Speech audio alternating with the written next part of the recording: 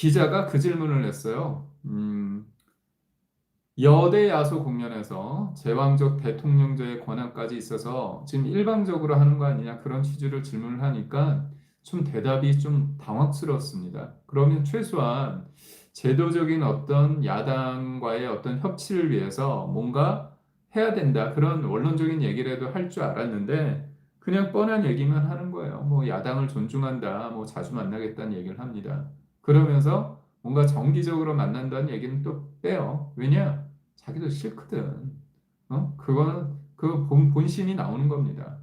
그런데 저는 이재명 대통령께서 제왕적 대통령제에 대해서 질문을 하는데 전임 대통령도 힘들어한다는 얘기를 하는 거예요. 사실 대통령이란 자리는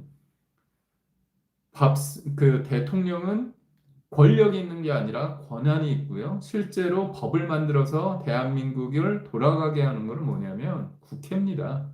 그렇기 때문에 여소야대 상황 속에서의 국회 대통령은 여소야대 상황에서의 대통령은 할 수 있는 게 별로 없어요. 그거를 본인도 아는 겁니다.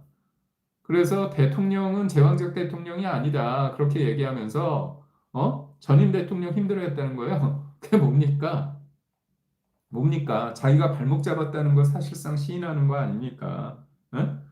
뭐라고 얘기했냐면 제왕적 대통령제에 대한 우려를 묻는 질문에 이재명 대통령은 여소야대 국면에선 대통령이 할 수 있는 게 없다며 제왕적이라는 말에 어폐가 있다고 얘기를 하는 거예요. 그러면서 자신이 야당 대표일 때 전임 대통령이 힘들어했을 것이라고 얘기를 하는 거예요.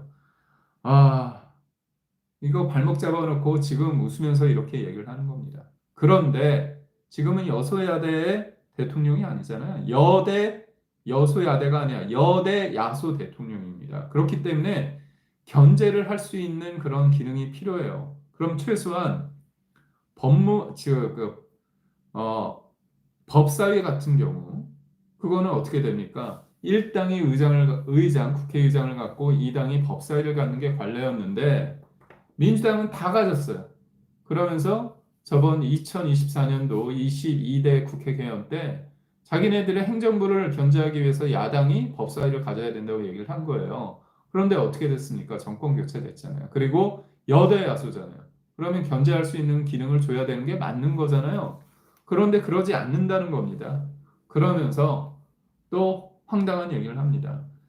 여대 야소가 된 건 국민의 선택이라며 문제가 있을 수 없다. 문제가 있다고 지적하는 거 옳지 않다는 거예요. 이 질문의 취지는 그게 아닙니다. 국민의 선택으로 본인들이 여대 야소는 됐겠지만 그 여대 야소의 그 정치 진영 속에서 대통령으로서의 막강한 권한을 받을 때 견제를 받지 않는 거 아니냐. 가재는 개편이라고 끼리끼리 민주당에서 이재명이 뭐 하는데 견제를 하겠습니까? 어? 물화일체란 말이 있는데 제가 볼 땐 명화일체가 된 거예요. 이른바 찐명 경쟁을 통해서 대통령실도 찐명, 국무위원들도 찐명, 그 다음에 민주당도 찐명, 여기도 찐명, 저기도 찐명, 세상이 유지경 찐명 세상 아닙니까? 그런 국민적인 우려를 질문을 했는데 답변이라고 한 것이 뭐냐?